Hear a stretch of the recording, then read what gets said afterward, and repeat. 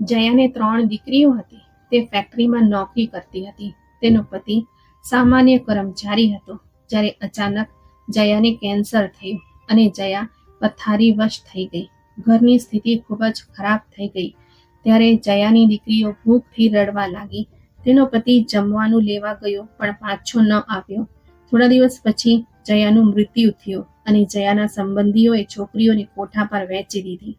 જ્યારે છોકરીઓ યુવાન થઈ ત્યારે કોઠાવાળીએ તેને એક ધનિક શેઠના ઘરે મોકલી દીધી. ધનિક શેઠ જેવો તેની સાથે બળજબરી કરવા લાગ્યો. તે ચીસો પાડી ઉઠ્યો, કારણ કે આજે તે ફરી એકવાર વેચાઈ હતી. તે ફરી એકવાર કોઈ બીજાની દયા પર હતી, પરંતુ આ પહેલી વાર નહોતું. તે આ ક્ષણ પહેલા પણ જીવી ચૂકી હતી. જ્યારે તેની માતા પથારી પર છેલ્લા શ્વાસ લઈ રહી હતી, જ્યારે તેના પિતા 2 ટાઈમના રોટલાનું વચન આપીને હંમેશા માટે ગાયબ થઈ ગયા હતા, જ્યારે ભૂખથી તરફડતી તેની બહેનો તેના ખોળામાં ઢૂંસકા ભરતી હતી, અને જ્યારે તેમના પોતાના લોકોએ તેની કિંમત લગાવીને તેમને કોઠાની સાંકળોમાં જકડી દીધા હતા. આ દુનિયા તેના માટે જેલ બની ગઈ હતી અને લેલા આ જેલની સરદાર હતી. આ રસ્તો પાછો ફરવાનો નથી, દીકરી. લેલાના છેલ્લા શબ્દો તેના કાનમાં ગુંજી રહ્યા હતા. આજ પછી તું કોઈ માટે માત્ર એક સ્ત્રી નહીં રહે, તું એક સોદો બની ગઈ છે. હવેલીના મોટા દરવાજા સામે ગાડી ઊભી રહી ગઈ હતી. અંદર સોના અને રેશમના લપેટેલી દુનિયા હતી અને બહાર તે જે હવે માત્ર એક કિંમત બની ગઈ હતી. દરવાજો ખુલ્લો છે, અંદર આવો, તેણે કઠોર અવાજમાં કહ્યું. બીનાએ માથું ઊંચક્યું, પરંતુ તે ખાલી નજરે દરવાજાની અંદર ડોકિયું કરવા સિવાય કંઈક કરી શકી નહીં. તે અંદર દાખલ થઈ તો પ્રકાશથી તે ક્ષણભર માટે ચોંકી ગઈ. આ એ દુનિયા હતી જેને તે માત્ર અમીરોના સપનામાં જ જોતી હતી. આજે તે વાસ્તવિકતાની જેમ તેની સામે ઊભી હતી. ચમકતા ઝુમ્મર, જાડી કાર્પેટ, કિંમતી ક્રિસ્ટલ ગ્લાસ અને એક દુનિયા જે પૈસાની તાકાત પર શ્વાસ લેતી હતી. અને વચ્ચે બેઠો હતો તે માણસ, શેઠ, જે તે સમયે બાજની જેમ પોતાના શિકારને તવલી રહ્યો હતો. આખરે તું આવી જ ગઈ. તે પોતાની જગ્યાએથી ઊભો થયો. તેના હાવભાવમાં શિકારીઓ જેવી ક્રૂરતા હતી. બીનાએ એક શ્વાસ લીધો. તે જાણતી હતી કે હવે કંઈક બદલવાનું નથી. કેમ ચૂપ છે? લેલાએ તને વધારે બોલતા નથી શીખવાડી? શેઠે વ્યંગમાં હસતા કહ્યું. બીનાએ કોઈ જવાબ આપ્યો નહીં. કંઈ વાંધો નહીં, થોડા સમયમાં તને સમજાઈ જશે કે અહીં તારા મૌનની કોઈ કિંમત નથી. તેણે આગળ વધીને પોતાનો હાથ બીનાના ચહેરા તરફ લંબાવ્યો અને અચાનક જ રૂમમાં એક જોરદાર ચીસ સંભળાઈ. શેઠનો ચહેરો એકદમ સફેદ પડી ગયો, જાણે તેણે કોઈ એવું દૃશ્ય જોયું હોય જે માનવ આંખો માટે અસહન કરી શકાય તેવું ન હોય. આ શું છે? તે પાછળ હટવા લાગ્યો. તેનો શ્વાસ અનિયમિત થવા લાગ્યો અને પગ જમીન પર જકડાઈ ગયા. તેણે ફરીથી બીના તરફ જોયું. આ અશક્ય છે. શેઠની ચીસ રૂમમાં ગૂંજી ઉઠી. શેઠ જમીન પર પડી ગયો. મને માફ કરી દો, મને માફ કરી દો. તે ધ્રુજી રહ્યો હતો. તેના ચહેરા પર ડર છવાઈ ગયો હતો. બીનાએ નજર ઝુકાવી લીધી અને પહેલી વાર તેના હોઠ પર એક અધૂરું સ્મિત ઉભર્યું. અને આજની રાત્રે સન્માને પોતાને વેચવાની ના પાડી દીધી હતી. જયા કેન્સરના કારણે નબળી પડતી જઈ રહી હતી અને હવે તે માત્ર પોતાની 3 દીકરીઓને જોતી અને વિચારતી કે તેમનું શું થશે. તેનો પતિ ઘણા સમય પહેલા તેને છોડીને જતો રહ્યો હતો અને સગા વહાલા પણ એવી રીતે ગાયબ થઈ ગયા જાણે તેઓ ક્યારેય તેમના જીવનનો ભાગ જ ન હતા. એક નાનકડા રૂમમાં ભૂખથી તરફડતી છોકરીઓના આવાજો ગુંજી રહ્યા હતા. સૌથી મોટી દીકરી બીના તે બધાને દિલાસો આપી રહી હતી, પરંતુ તેની પોતાની આંખોમાં એક વિચિત્ર ડર હતો. તેને ખબર ન હતી કે આગળ શું થવાનું છે, પરંતુ તે જાણતી હતી કે કંઈક ખરાબ ચોક્કસ થશે. રાત્રિના કોઈ સમયે જયાને અંતિમ શ્વાસ લીધો અને તેની સાથે જ 3 બહેનો અનાથ થઈ ગઈ. પાડોશીએ એક ઔપચારિક નિભાવી અને બધા પોતપોતાના જીવનમાં વ્યસ્ત થઈ ગયા, પરંતુ તે છોકરીઓનું જીવન ત્યાં જ થંભી ગયું હતું. પછી તે દિવસ આવ્યો જેનો ડર બીનાને હંમેશા હતો. મામા, જે તેમના સૌથી નજીકના સગા હતા, તેમના ઘરે આવ્યા, પરંતુ તે મદદ માટે આવ્યા ન હતા. તેમના ચહેરા પર તે દયા ન હતી જે એક અનાથ છોકરી પોતાના વાલીમાં જોવા માંગે છે.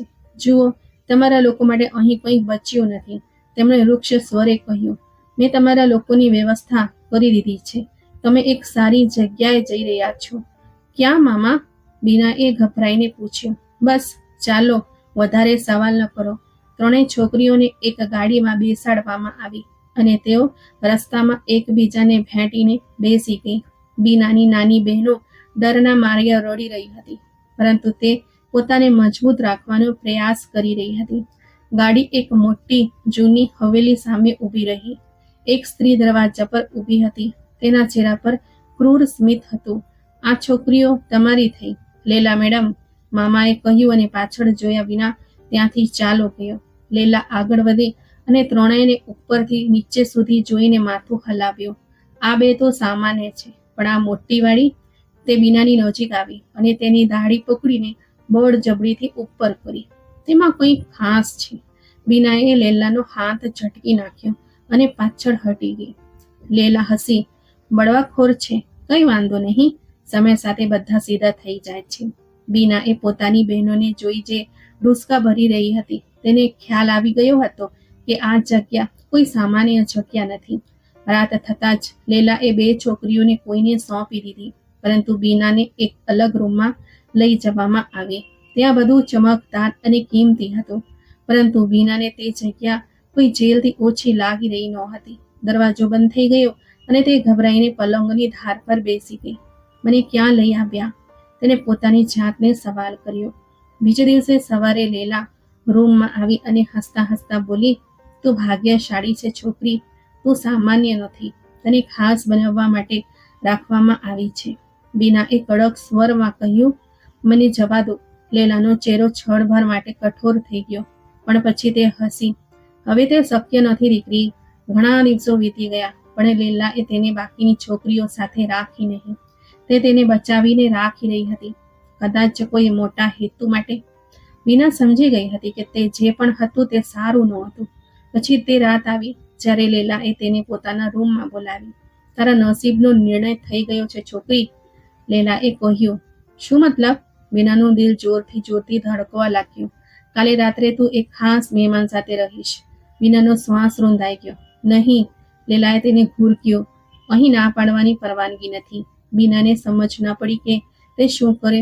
તે ભાગી નહોતી શકતી, છુપાઈ નહોતી શકતી અને મદદ માટે કોઈ નહોતું.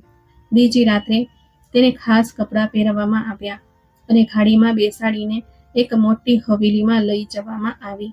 દરવાજા પર એક ઊંચો ઘમંડી માણસ ઊભો હતો. આ છે મોહિત અગ્રવાલ. લીલાએ ગડગડાટ કર્યો. આ માણસ તારું નસીબ બદલી શકે છે. મોહિતે બીના પર એક નજર નાખી અને બેપરવાહીથી કહ્યું, અંદર મોકલો. બીનાનું દિલ ડૂબવા લાગ્યું. આ એ ક્ષણ હતી જેનાથી તે હંમેશા ડરતી હતી. રૂમમાં આવીને તે એક ખૂણામાં સંકોચાઈ ગઈ. મોહિતે જામનો ગ્લાસ ટેબલ પર મૂક્યો અને નજીક આવ્યો. તમે બધા એક સરખા જ હોવો છો, તેણે ઠંડા સ્વરમાં કહ્યું. બીનાએ ધ્રુજતા અવાજે કહ્યું, મને છોડી દો. મોહિત હસ્યો. છોડી દઉં? મેં પૈસા આપ્યા છે અને તું મને કહે છે કે છોડી દઉં? બીનાએ આંખો બંધ કરીને પ્રાર્થના કરવાનું શરૂ કર્યું. આ શું કરી રહી છે? મોહિતે આશ્ચર્યથી પૂછ્યું. હું ભગવાન પાસે મદદ માંગી રહી છું. મોહિતનો હાથ ત્યાં જ અટકી ગયો. તેણે ધ્યાનથી બીનાને જોઈ અને એક ક્ષણ માટે શાંત થઈ ગયો. પછી તે પાછળ હટી ગયો અને કડક સ્વરમાં બોલ્યો, મારા રૂમમાંથી નીકળી જાઓ. બીનાએ આંખો ખોલીને આશ્ચર્યથી તેની સામે જોયો. હમણાં જ નીચે જાઓ. લેલા આશ્ચર્યચકિત થઈ ગઈ. આટલી જલ્દી પાછા? મોહિતે કડક સ્વરમાં કહ્યું કે આ છોકરી મારા કામની નથી. લેલાએ ગુસ્સાથી મુક્કીઓ વાળી દીધી. આ કેવી રીતે શક્ય છે? બીનાએ મનમાં ભગવાનનો આભાર માન્યો, પરંતુ તેને ખબર નહોતી કે આ તો માત્ર શરૂઆત હતી.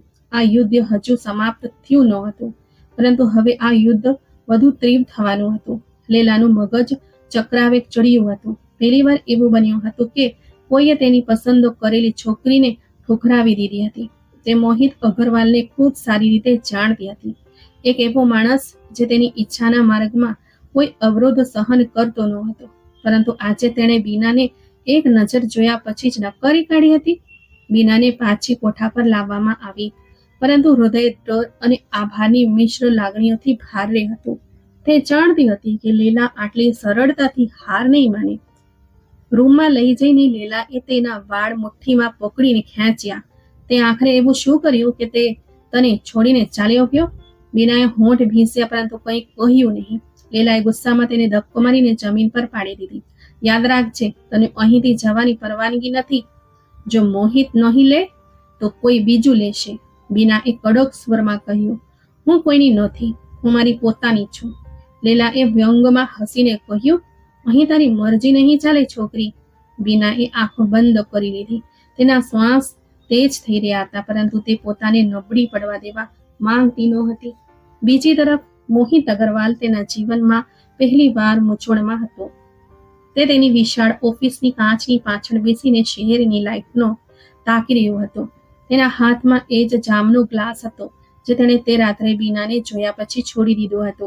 મેં તેને કેમ હાથ ન લગાવ્યો? તે બબડ્યો. મોહિત અગ્રવાલ માટે સ્ત્રીઓ માત્ર મનોરંજન હતી, પરંતુ તે છોકરીની આંખોમાં એવો ડર હતો જેણે તેને રોક્યો હતો. આ છોકરી સામાન્ય નથી. તે બેચેનીથી ખુરશી પરથી ઊભો થયો. લીલાને અહેસાસ થઈ ગયો હતો કે મોહિત બીનાને ક્ષણભરમાં નકારી નહોતી કાઢી, પરંતુ કંઈક હતું જે તેને રોકી રહ્યું હતું. તેથી જ તે હવે બીજું પગલું ભરવાની હતી.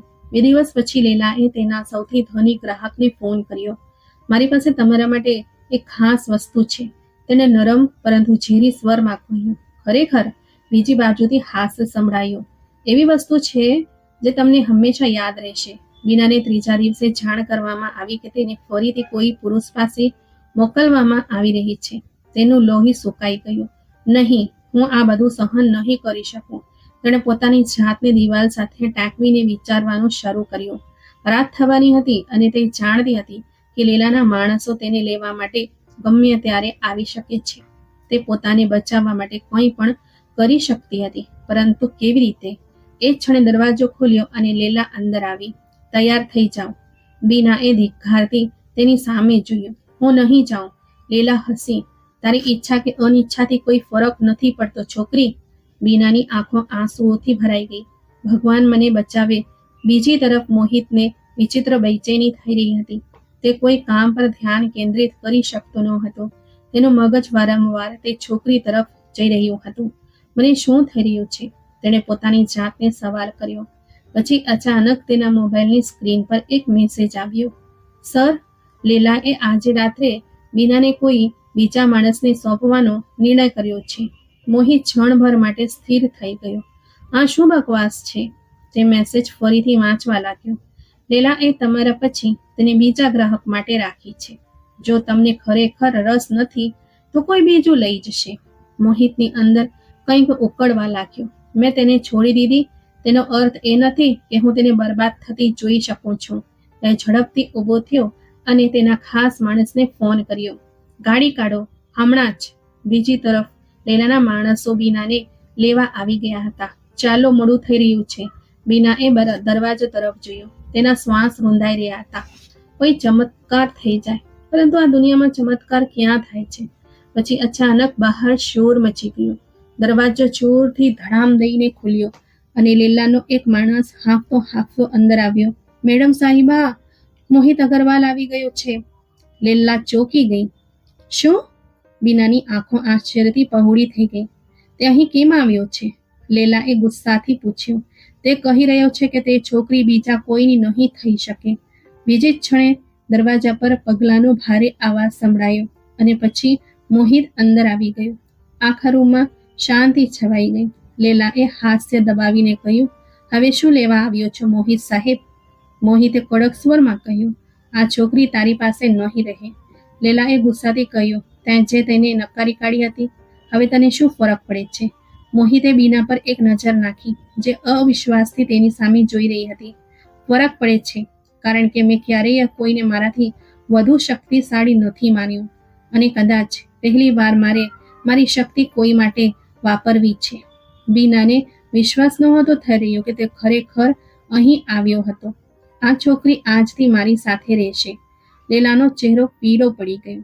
આ રમત હજી પૂરી નથી થઈ મોહિત, તે મનમાં વિચારીને રહી ગઈ. પરંતુ બીના માટે આજની રાત જીવન અને મૃત્યુ વચ્ચેનો તફાવત સાબિત થવાની હતી. બીનાને કંઈક સમજ નહોતી પડી રહી. તે લીલાના કેદમાંથી નીકળી તો ગઈ હતી, પરંતુ શું ખરેખર આઝાદ થઈ ગઈ હતી? મોહિતના માણસો તેને હવેલીમાં લાવીને એક અલગ રૂમમાં છોડી ગયા હતા. આ રૂમ કોઠાના કોઈ પણ ભાગથી ખૂબ જ અલગ હતો. દરેક વસ્તુ કિંમતી અને ભવ્ય હતી, પરંતુ આ બધું તેના માટે અજાણું હતું. તેણે અવિશ્વાસથી પોતાની આસપાસ જોયું, પછી ધીમેથી દરવાજા તરફ ગઈ. દરવાજો ખોલ્યો તો બહાર કોરિડોરમાં એક નોકર ઊભો હતો. ક્યાં જઈ રહ્યા છો મેડમજી? બીના થોભી ગઈ. મારે અહીંથી જવું છે. નોકરે માથું નમાવ્યું. બોસે હુકમ આપ્યું છે કે તમને ક્યાંક જવા ન દેવામાં આવે. તેનું હૃદય ધ્રુજી ગયું. તો હું કેદમાં જ રહી? જગ્યા બદલાઈ ગઈ પણ હાલત એ જ છે, તેણે પોતાની જાતને કહ્યું. બીજી તરફ મોહિત પોતાની ઓફિસમાં બેઠો હતો અને ગુસ્સેથી ભરેલો હતો. મેં આ બધું કેમ કર્યું? તેણે પોતાની જાતને સવાલ કર્યો, પરંતુ જવાબ ન મળ્યો. બીના તેના માટે એક સામાન્ય છોકરી હતી. તે તેને ખરીદી શકતો હતો, તેને પોતાના નિયમો પ્રમાણે ઝુકાવી શકતો હતો, પરંતુ તે જાણતો હતો કે બીનાને ખરીદવી શક્ય નથી. તે છોકરી મને કેમ શાંતિથી જીવવા નથી દેતી? રાતનો સમય હતો. બીના તેના રૂમમાં બેઠી હતી. જ્યારે દરવાજો ખોલ્યો અને મોહિત અંદર આવ્યો, તો હજી સુધી સૂતી નથી? બીનાએ માથું ઊંચકીને જોયું, પરંતુ કંઈક બોલી નહીં. મેં તને લેલાથી બચાવી, પરંતુ એનો અર્થ એ નથી કે તું મારી પાસેથી કંઈ પણ માંગી શકે છે. બીનાએ ઊંડો શ્વાસ લીધો. મારે માત્ર એક જ વસ્તુ જોઈએ છે.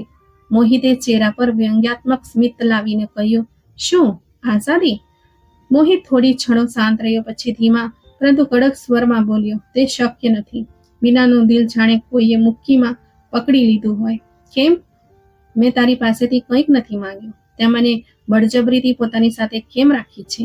મોહિતે ઊંડી શ્વાસ નજરે તેની સામે જોયો. કારણ કે તારું ત્યાં પાછું જવું શક્ય નથી, અને હું તને બીજા કોઈના હાથમાં જવા નહીં દઉં. બીનાએ લાચારીથી કહ્યું, પરંતુ હું તારી વસ્તુ નથી. મોહિત ક્ષણભર માટે શાંત રહ્યો, પછી બોલ્યો, આ નિર્ણય સમય કરશે, અને બહાર નીકળી ગયો. બીજી તરફ કોકિલા અગ્રવાલને જ્યારે ખબર પડી કે તેમના દીકરાએ એક છોકરીને પોતાના ઘરમાં રાખી છે, તો તેઓ ગુસ્સામાં હવેલી પહોંચ્યા. મોહિત! મોહિતે બેપરવાહીથી માતા તરફ જોયું અને ખુરશી પર ટેકો લીધો. હા, તે છોકરી અહીં છે? કોકિલા અગ્રવાલનો ચહેરો ગુસ્સાથી લાલ થઈ ગયો. શું તને ખબર છે કે તું શું કરી રહ્યો છે? એક બાજારૂ છોકરીને આ હવેલીમાં લઈ આવ્યો છે. આ આપણી ખાનદાનની આબરૂની વિરુદ્ધ છે.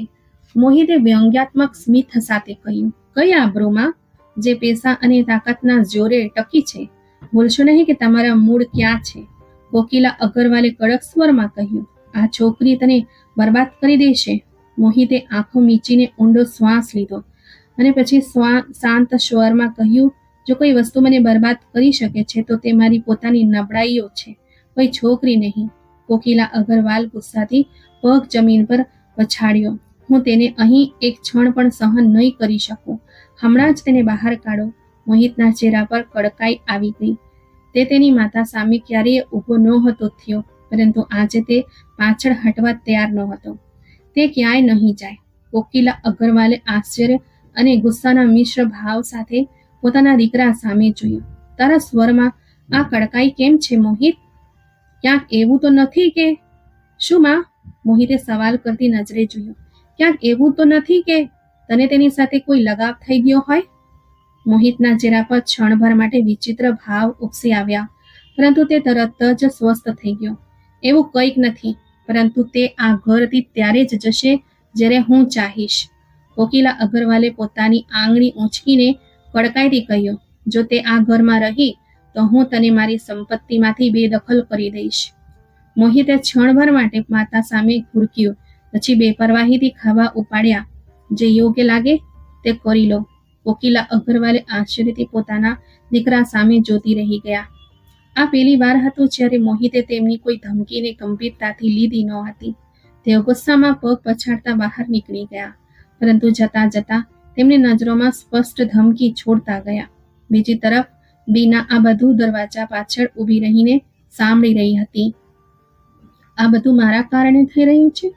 તેણે પોતાના ધ્રુજતા હાથ તરફ જોયું. તે કોઈના જીવનમાં નફરત કે બરબાદીનું કારણ બનવા માંગતી નહોતી.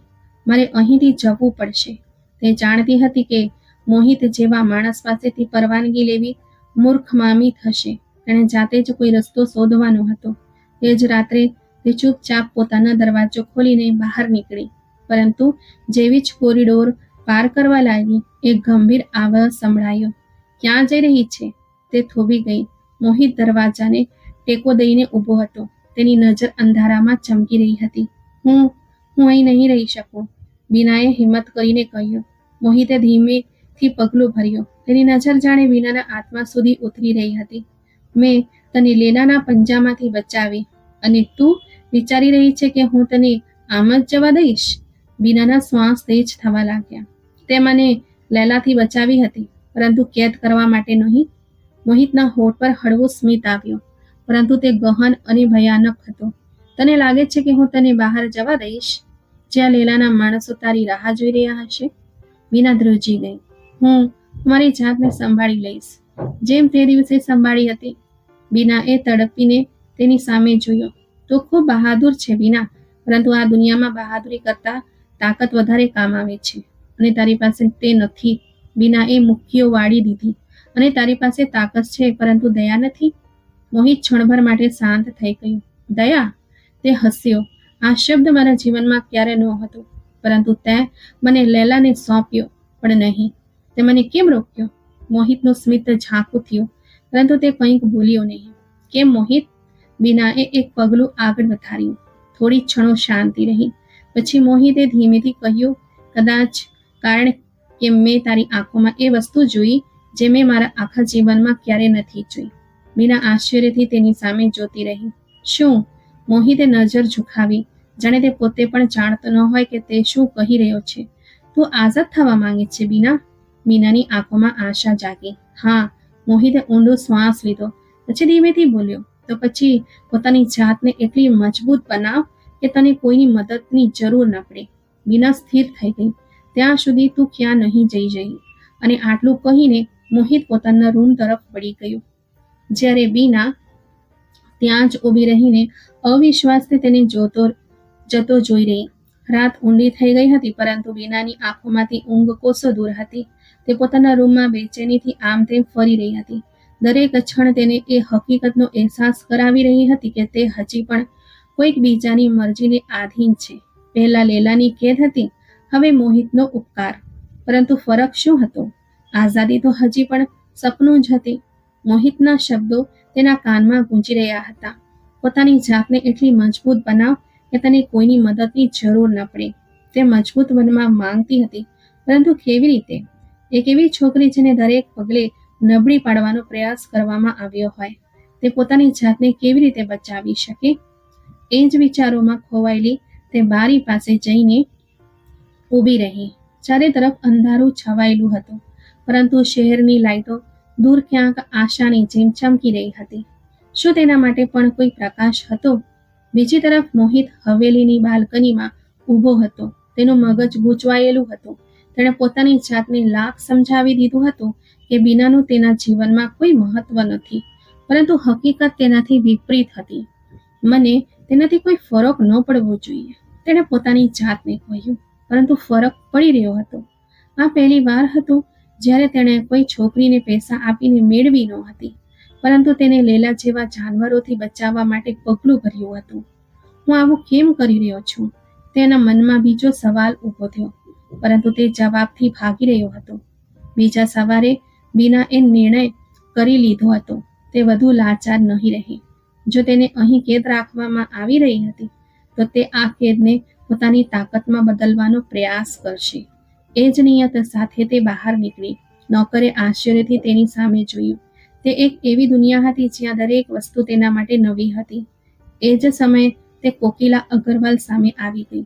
તને કોણે પરવાનગી આપી કે તું આ ઘરમાં આઝાદીથી ફરે? કોકિલા અગ્રવાલનો અવાજ બરફ જેવો ઠંડો હતો. બીના એ નજર ચૂકાવી લીધી, પરંતુ તેના ચહેરા પર જીદ હતી. આ કેદ છે કે ઘર? કોકિલા અગ્રવાલનો ચહેરો કઠોર થઈ ગયો. આ મારા દીકરાનું ઘર છે, અને તારે એ ન ભૂલવું જોઈએ કે તું અહીં એક કામચલાઉ મહેમાન છે. બીનાએ મજબૂત સ્વરમાં કહ્યું, હું કોઈ વસ્તુ નથી જેને કામચલાઉ કે કાયમી ગણવામાં આવે. કોકિલા અગ્રવાલે તેની સામે ધ્યાનથી જોયું. આ છોકરી એવી નથી જે સામાન્ય સંજોગોમાં ઝૂકી જાય. જો તને લાગતું હોય કે તું મારા દીકરાના જીવનમાં જગ્યા બનાવી શકે છે, તો તું ખોટી છે. મારે તેના જીવનમાં જગ્યા નથી જોઈતી, માત્ર શાંતિ જોઈએ છે. બીનાએ સ્પષ્ટ કહ્યું. શાંતિ? કોકિલા અગ્રવાલ વ્યંગમાં હસ્યા. તારા જેવી છોકરીઓના જીવનમાં શાંતિ નથી હોતી, કારણ કે તારો ભૂતકાળ તારો પીછો નથી છોડતો. બીનાના દિલમાં એક તીર જેવું ભોંકાઈ ગયું, પરંતુ તેણે સંયમ રાખ્યો. મારો ભૂતકાળ ગમે તેવો હોય, હું તેને મારા વર્તનમાં અને ભવિષ્ય પર હાવી નહીં થવા દઉં. કોકિલા અગ્રવાલે નાપસંદગીથી તેની સામે જોયું, પછી કહ્યું, અહીં વધારે અપેક્ષાઓ ન બાંધો, અને આગળ વધી ગયા. મોહિત બધું સાંભળી રહ્યો હતો. તેના હોઠ પર એક ઝીણું સ્મિત આવ્યું. છોકરીમાં હિંમત છે, પરંતુ સવાલ એ હતો કે શું આ હિંમત તેને બચાવી શકશે? તે જ દિવસે લેલાએ પોતાના માણસો પાસેથી સમાચાર મંગાવ્યા. છોકરી હજી ત્યાં જ છે, અને લાગે છે કે મોહિત તેને કોઈ પણ કિંમતે જવા નહીં દે. લેલાએ ઊંડો શ્વાસ લીધો અને સ્ટીક સળગાવી. ઠીક છે, જો હું તેને મેળવી ન શકું તો હું તેને બરબાદ કરી દઈશ. સાંજના સમયે બીનાએ પહેલી વાર હવેલીના બાગીચામાં પગ મૂક્યો. તે ક્ષણભર માટે બધું ભૂલી ગઈ. આ જગ્યા સુંદર હતી, જાણે કોઈ બીજી દુનિયાની હોય. આ બધું આટલું સુંદર કેમ લાગી રહ્યું છે? કારણ કે તે તારા જીવનમાં ક્યારે આ બધું જોયું નથી. તે તરત જ પાછળ ફરી અને સામે મોહિત ઊભો હતો, હાથમાં કોફીનો કપ લઈને. તેની સામે જોઈ રહ્યો હતો. તો અહીં શું કરી રહ્યો છે? મોહિતે ખભા ઉપાડ્યા. આ મારું ઘર છે. બીના નજર ચોરીને પાછળ હટવા લાગી, પરંતુ મોહિતે તેને રોકી. મારે તને કંઈક પૂછવું છે. શું? જો હું તને આઝાદ કરી દઉં તો તું ક્યાં જઈશ? બીનાના પગ થંભી ગયા. ક્યાં પણ, બસ અહીંથી દૂર. મોહિતે ઊંડો શ્વાસ લીધો. અને જો હું કહું કે તને અહીં સુરક્ષિત રાખી શકાય છે? સુરક્ષિત? એ કેદમાં? મોહિત હસ્યો. તને લાગે છે કે મેં તને બચાવીને તારા પર અત્યાચાર કર્યો? બીનાએ નજર ઝુકાવી. હું નથી જાણતી, પરંતુ હું બસ મારી જાત પર અધિકાર ઈચ્છું છું. મોહિત થોડીક ક્ષણો શાંત રહ્યો, પછી ધીમેથી બોલ્યો. ક્યારેક જે વસ્તુ આપણને સૌથી વધુ જોઈએ છે, એ જ વસ્તુ આપણા માટે સૌથી વધુ ખરાબ હોય છે. બીનાએ આશ્ચર્યથી તેની સામે જોયું, પરંતુ તે બીજું કંઈક કહ્યા વિના પાછો ચાલ્યો ગયો. તે રાત્રે લેલાના માણસે હવેલી પાસે આવીને પોતાના માલિકને ફોન કર્યો. બધું તૈયાર છે. લેલાનું સ્મિત ઝેરી હતું. બસ હવે એક ચાલ અને તે છોકરી હંમેશા માટે ખતમ. પરંતુ લેલા જાણતી નહોતી કે રમત માત્ર તે જ નથી રમી રહી. મોહિત પણ તૈયાર હતો, અને આ વખતે જો કોઈએ બીના તરફ જોયું તો તેણે પોતાની જાત પહેલા જમીનમાં દટાવવું પડશે. રાતનું અંધારું છવાઈ ગયું હતું, પરંતુ હવેલીની અંદર એક તોફાન ચાલી રહ્યું હતું. બીના બેચેન હતી. તેને લાગી રહ્યું હતું કે કોઈ ખતરો મંડરાઈ રહ્યો છે.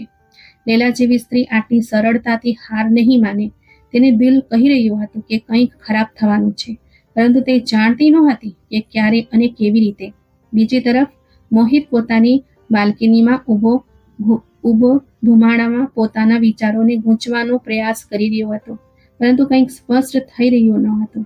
આ છોકરી મારા માટે આટલી મહત્વની કેમ થઈ ગઈ છે? તે પોતાની જાતને સમજાવવાનો પ્રયાસ કરી રહ્યો હતો કે આ માત્ર જીદ છે. તે હંમેશા જીતવાનો ટેવાયેલો હતો, અને કદાચ આ જ કારણ હતું કે તે બીનાને બીજા કોઈના હાથે બરબાદ થતી જોઈ શકતો ન હતો. પરંતુ દિલના કોઈ ખૂણામાં બીજી લાગણી માથું ઊંચકી રહી હતી, એવી લાગણી જે તે સ્વીકારવા માંગતો ન હતો. એ જ ક્ષણે તેને ફોન રણક્યો. સર, લેલાએ પોતાના માણસોને મોકલી દીધા છે. તે આજ રાત્રે કોઈ પગલું ભરવાની છે. મોહિતના હાથની પકડ મજબૂત થઈ ગઈ. ચોકીદારોને સાવધાન કરી દો, અને જો કોઈ અંદર આવવાનો પ્રયાસ કરે તો તેને જીવતો ના છોડો.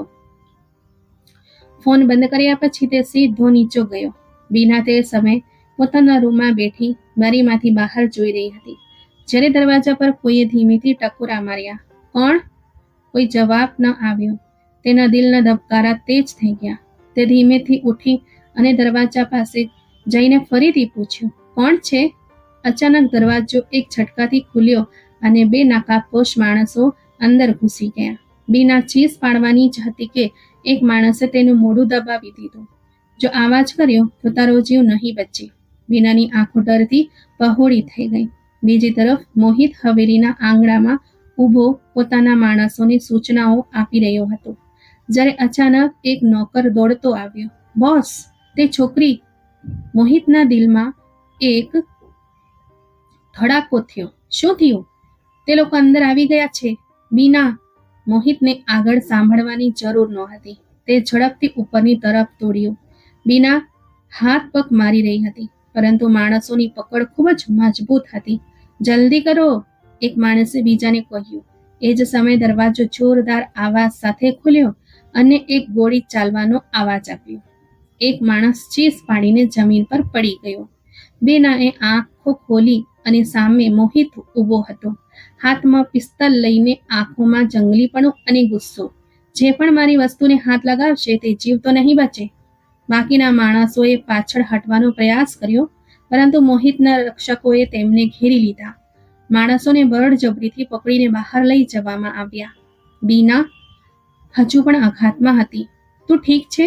તેણે માથું હલાવ્યું, પરંતુ તેના ચહેરા પર હજુ પણ ડર હતો. મોહિતે ઊંડો શ્વાસ લીધો અને કડક સ્વરમાં કહ્યું, હવે તને સમજાયું કે મેં તને અહીં કેમ રોકી હતી? બીનાની આંખોમાં આંસુ આવી ગયા. આ બધું ક્યારે ખતમ થશે? જ્યાં સુધી હું જીવતો છું ત્યાં સુધી કોઈ તમને નુકસાન નહીં પહોંચાડી શકે. બીના, બીજી સવારે લેલા સુધી સમાચાર પહોંચી ગયા હતા કે તેના માણસો નિષ્ફળ ગયા છે. આ મોહિત અગ્રવાલ આ તો મારા અનુમાન કરતાં પણ વધુ શક્તિશાળી નીકળ્યો. તેણે ઊંડો શ્વાસ લીધો, પરંતુ રમત હજી પૂરી નથી થઈ દીકરી. તે હસી, પરંતુ તેની સ્મિત ઝેરથી ભરેલું હતું. હવે હું એવો વાર કરીશ કે મોહિત પણ વિચારવા મજબૂર થઈ જશે કે તેણે તેને બચાવી કે બરબાદ કરી. બીજી તરફ કોકિલા અગ્રવાલ આ બધું સાંભળીને ગુસ્સાથી તપી ગયા. આ છોકરી આ ઘર માટે આફત બની ગઈ છે. તેમણે વિચાર્યું કે હવે કંઈક એવું કરવું પડશે જે મોહિતને પોતાની જાતે મજબૂર કરી દે કે તે આ છોકરીને પોતાના જીવનમાંથી કાઢી નાખે. અને આ નિર્ણય લીધા પછી તેમણે ફોન ઉપાડ્યો અને લૈલાને કોલ જોડ્યો. આપણે વાત કરવી છે. લૈલાની આંખો ચમકી ઉઠી. ચોક્કસ કોકિલા મેડમ, હું પણ આપની જ રાહ જોઈ રહી હતી. બીજી તરફ મોહિત જાણતો હતો કે આ બધું અહીં પૂરું નથી થયું અને હવે તે લૈલાને હંમેશા માટે ખતમ કરવા તૈયાર થઈ ગયો હતો. લૈલા અને કોકિલા અગ્રવાલ વચ્ચે ગુપ્ત મુલાકાત થઈ રહી હતી. બંને મહિલાઓના ચહેરા પર કડવું સ્મિત હતું, પરંતુ અંદર જ અંદર બંને એકબીજાને હરાવવાનો પ્રયાસ કરી રહી હતી. મને આશ્ચર્ય થયું કે તમે મને જાતે ફોન કર્યો મેડમ સાહિબા, લૈલાએ જામનો કસ લેતા કહ્યું. કોકિલા અગ્રવાલે ધિક્કારથી નજર ફેરવી. મને તારી સાથે કોઈ સહાનુભૂતિ નથી લૈલા, પરંતુ આપણા હેતુઓ એક સરખા છે. તે છોકરી મારા દીકરાના જીવનમાંથી નીકળી જવી જોઈએ. લૈલાએ ખડખડાટ હસતા કહ્યું, તો તમે આખરે માની જ ગયા કે તમારા દીકરાના દિલમાં તે છોકરી માટે કોઈને કોઈ લાગણીઓ ચોક્કસ છે. કોકિલા અગ્રવાલની મુઠ્ઠીઓ ભીંસાઈ ગઈ. મોહિતને કોઈ છોકરી કાબૂમાં ન કરી શકે, છતાં પણ તે તેની તારી વાતો વિરુદ્ધ પોતાના ઘરમાં રાખે છે. લૈલાએ વ્યંગ કર્યો. કોકિલા અગ્રવાલની આંખો ઠંડી થઈ ગઈ. તું તેને પાછી લઈ જઈ શકે છે. લૈલાના હોઠ પર ઝેરી સ્મિત ઉપસી આવ્યું. જો તું મારો સાથ આપીશ તો હું એવી ચાલ ચાલીશ કે મોહિત પોતે જ પોતાના હાથે તેને મારા હવાલે કરી દેશે. કોકિલા અગ્રવાલે ધ્યાનથી લૈલા સામે જોયું, પછી ધીમેથી બોલ્યા, શું યોજના છે? લૈલા આગળ ઝૂકી અને ગડગડાટ કર્યો. આપણે તેને બદનામ કરવી પડશે. રાતનો સમય હતો. હવેલીમાં શાંતિ છવાયેલી હતી. બીના પોતાના રૂમમાં બેઠી હતી, પરંતુ ઊંઘ તેની આંખોથી કૌસો દૂર હતી. આ બધું ક્યારે ખતમ થશે તે જાણતી નહોતી કે તેના જીવનનો સૌથી ખતરનાક વળાંક હજી બાકી હતો. લૈલાના માણસો અંધારામાં દબાયેલા પગલે હવેલીમાં દાખલ થઈ ચૂક્યા હતા. તેઓ જાણતા હતા કે તેમને શું કરવાનું છે. બીજી તરફ મોહિત બેચેનીથી પોતાની ઓફિસમાં બેઠો હતો. હું આ છોકરીને ક્યાં સુધી મારી સાથે રાખીશ? તેના મનમાં ઘણા સવાલો હતા, પરંતુ કોઈ જવાબ નહોતો. પછી અચાનક તેના મોબાઈલ પર એક મેસેજ આવ્યો, બોસ, તરત જ હવેલી આવો, કંઈ ગડબડ થઈ રહી છે. મોહિતના ચહેરાનો રંગ બદલાઈ ગયો. હવે શું આફત છે? હવેલીની અંદર બીના અજાણતા પોતાની પુસ્તક વાંચી રહી હતી, જ્યારે અચાનક દરવાજો ખુલ્યો. થોડી ક્ષણો માટે બધું થંભી ગયું. સામે લૈલાના બે માણસો ઊભા હતા, ચહેરા પર નકાબ અને હાથમાં. બીનાની આંખોમાં ડર ફેલાઈ ગયો. તમે કોણ છો? એક માણસ હસ્યો. અમે એ છીએ જે તને પાછી લઈ ત્યાં જવા આવ્યા છીએ જ્યાં તારી જગ્યા છે. બીનાએ પાછળ હટવાનો પ્રયાસ કર્યો, પરંતુ એકે તરત જ તેનો હાથ પકડી લીધો. મને છોડી દો. આટલી સરળતાથી નહીં છોકરી, પરંતુ તેઓ જાણતા ન હતા કે આજે તેમનો સામનો મોહિત અગરવાલ સાથે હતો. અહીં શું થઈ રહ્યું છે? દરવાજો જોરદાર અવાજ સાથે ખુલ્યો અને મોહિત અંદર દાખલ થયો. લેલાના માણસો ચોંકીને તેની સામે જોયું. અહીં કોઈને મરવા હોય તો કહી દો. મોહિતના અવાજમાં ક્રૂરતા હતી. એક ક્ષણમાં તેના માણસોએ લેલાના મોકલેલા ગુંડાઓને ઘેરી લીધા. તમે લોકો સમજો છો કે તમે મારા જ ઘરમાં આવીને આ બધું કરી શકો છો? લેલાના માણસો ગભરાઈ ગયા. બોસ, અમને મજબૂર કરવામાં આવ્યા હતા. શું લેલાએ તમને મોકલ્યા હતા? પરંતુ હુકુમ કોઈ બીજાનો હતો. મોહિતની આંખો તંગ થઈ ગઈ. કોણ? માણસ દરેકથી ધ્રુજવા લાગ્યું. કોકિલા અગરવાલ. આખો રૂમ શાંત થઈ ગયો. બીનાએ અવિશ્વાસથી જોયું. શું? મોહિતના ચહેરા પર ક્ષણભર માટે સન્નાટો છવાઈ ગયો. તું જૂઠું બોલી રહ્યો છે. નહીં બોસ, કોકિલા મેડમે પોતે અમને કહ્યું હતું કે આ છોકરીને અહીંથી લઈ જવાની છે. મોહિતની અંદર કંઈક તૂટવા લાગ્યું. મારી માં, મારી પોતાની માં? તેણે ક્ષણભર માટે બીના તરફ જોયું. તે ડરીને ઊભી હતી, પરંતુ તેની આંખોમાં સવાલો હતા. શું હું ખરેખર તેના જીવનમાં બરબાદી બની રહી છું? બીજી જ ક્ષણે મોહિતે ગુસ્સાથી પોતાની માનો સામનો કરવાનો નિર્ણય કરી લીધો. માં, આ તમે શું કર્યું? કોકિલા અગરવાલે શાંતિથી ચાનો ઘૂંટડો ભર્યો. જે જરૂરી હતું. તમે લેલા સાથે મળીને મારું જીવન બરબાદ કરવાનો પ્રયાસ કર્યો. કોકિલા અગરવાલે બેપરવાહીથી ખભા ઉપાડ્યા. તે છોકરી તારા લાયક નથી અને હું તને જાતે બરબાદ થતો નથી જોઈ શકતી. મોહિતની મુઠ્ઠીઓ સખત થઈ ગઈ. તમે જાણો છો માં, આજે તમે સાબિત કરી દીધું કે લોહીનો સંબંધ હંમેશા સૌથી મજબૂત નથી હોતો. કોકિલા અગરવાલની આંખોમાં પહેલી વાર થોડી કંપન આવી, પરંતુ તેઓ સ્વસ્થ થઈ ગયા. જો તને લાગે છે કે હું ખોટી છું તો સાબિત કરીને બતાવ. મોહિતે ઊંડો શ્વાસ લીધો. ઠીક છે માં, હવે હું સાબિત કરીશ. અને એ ક્ષણે તેને સૌથી મોટો નિર્ણય લઈ લીધો. બીજી સવારે આખા શહેરમાં સમાચાર ફેલાઈ ગયા.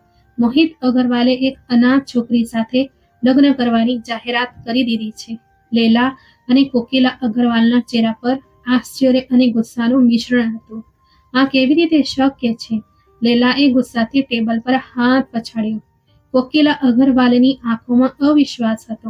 તેણે ખરેખર એક કરી બતાવ્યું જે મેં ક્યારેય વિચાર્યું પણ નહોતું.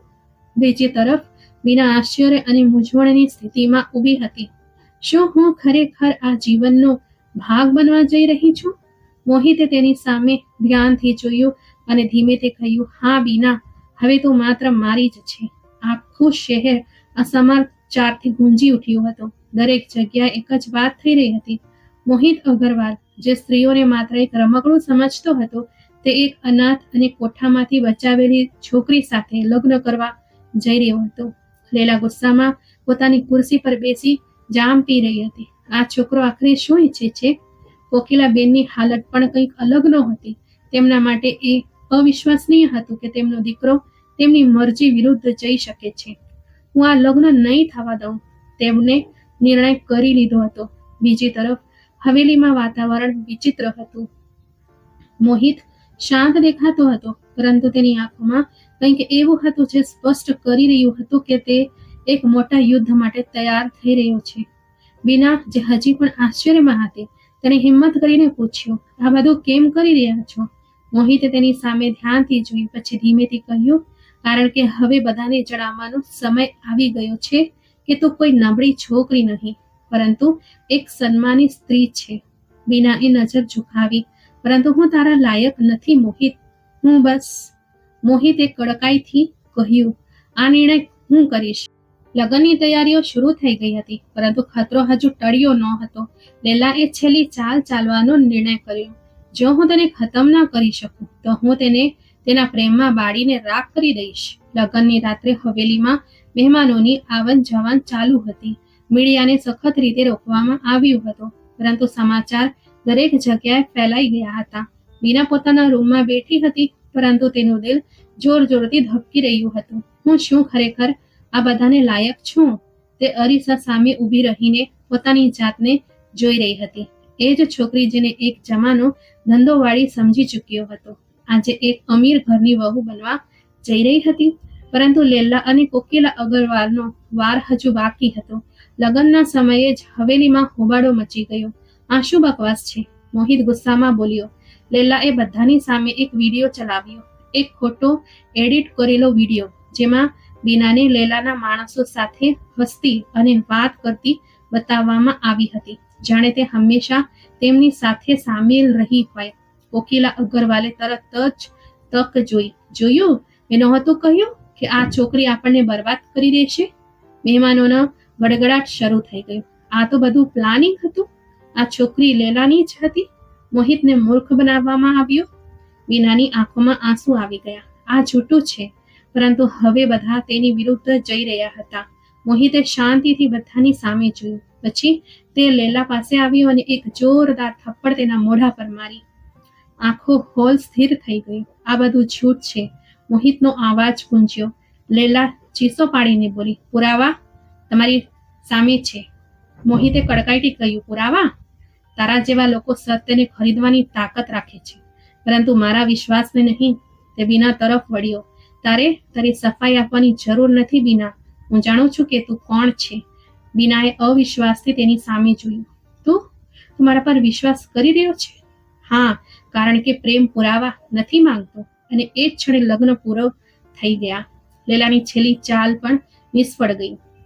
કોકિલા અગ્રવાલ શાંત હતા, પરંતુ તેમની આંખોમાં સ્પષ્ટ હાર હતી અને બીના તે સમજી ગઈ હતી કે પ્રેમ મેળવવો સરળ નથી, પરંતુ જ્યારે કોઈ તેને સાચા દિલથી સ્વીકારી લે છે તો તે દુનિયાની સૌથી મોટી તાકાત બની જાય છે.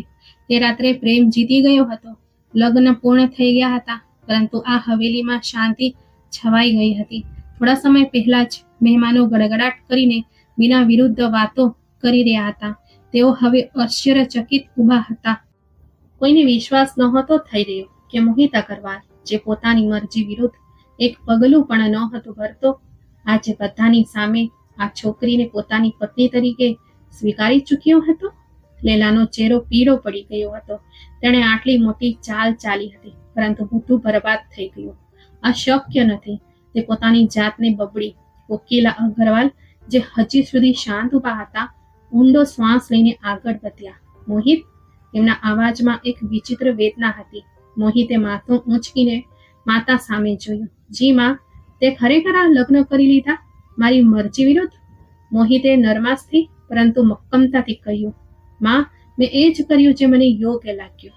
કોકિલા અગ્રવાલની આંખોમાં અવિશ્વાસ હતો. એક બાજારૂ છોકરીને વહુ બનાવીને લાવ્યો છે? બીનાના દિલમાં એક ઠેસ વાગી. તેની આંખોમાં આંસુ આવી ગયા, પરંતુ તેણે સંયમ રાખ્યો. મોહિતે ધીમે તે કહ્યું, માં, જો તમે તેને બાજારૂ છોકરી કહીને તમારી જાતને શાંત કરી શકો છો તો ખુશીથી કરો, પરંતુ મારા માટે તે મારી ઇજ્જત છે. કોકિલા અગ્રવાલ થોડીક ક્ષણો માટે સ્થિર થઈ ગયા. પછી વ્યંગમાં હસતા બોલ્યા, તો હવે તને ઇજ્જતનો ખ્યાલ આવવા લાગ્યો? આ એ જ છોકરી છે જેને તે થોડા દિવસો પહેલા ધંધોવાળી સમજીને નકારી કાઢી હતી. હા, અને કદાચ એ જ દિવસે મેં મારી સૌથી મોટી ભૂલ કરી હતી. મોહિતના અવાજમાં અફસોસ છલકી રહ્યો હતો. બીનાની આંખો આશ્ચર્યથી પહોળી થઈ ગઈ. આ બધું શું થઈ રહ્યું છે? શું ખરેખર આ એ જ વ્યક્તિ છે જે મારી તરફ જોવાનું પણ પસંદ નહોતો કરતો? લૈલાએ તક જોઈને ઝેરી સ્મિત સાથે કહ્યું, મેડમ સાહિબા, તમારો દીકરો હવે આખી દુનિયાની સામે આ છોકરીનો ગુલામ બની ગયો છે. વિચારી લો, જો આજે તમે તેને માફ કરી દેશો તો કાલે તે તમારા મોઢા પર દરવાજો બંધ કરી દેશે. કોકિલાએ તીક્ષ્ણ નજરે લૈલા તરફ જોયું. તું ચૂપ રહે. લૈલાએ આશ્ચર્યથી તેમની સામે જોયું. મેડમ સાહિબા. કોકિલાએ લાંબો શ્વાસ લીધો અને મોહિત સામે ધ્યાનથી જોયું. જો તને લાગે છે કે તું આ નિર્ણયથી ખુશ રહીશ તો ઠીક છે, પરંતુ એક વાત યાદ રાખજે મોહિત, જો આ છોકરી તને બરબાદ કરે તો હું મારી આંખો સામે જોઈશ અને એક આંસુ પણ નહીં પાડું. આટલું કહીને તેઓ ઝડપથી બહાર નીકળી ગયા. રાત ઊંડી થઈ ગઈ હતી. બીના પોતાના રૂમમાં બેઠી હતી અને તેની આંખોમાં હજુ પણ અવિશ્વાસ હતો. આ બધું હકીકત છે? હું ખરેખર મોહિત અગ્રવાલની પત્ની બની ગઈ છું? તે પોતાની હથેળીઓ ધ્યાનથી જોઈ રહી હતી, જાણે ત્યાંથી કોઈ જવાબ શોધી રહી હોય.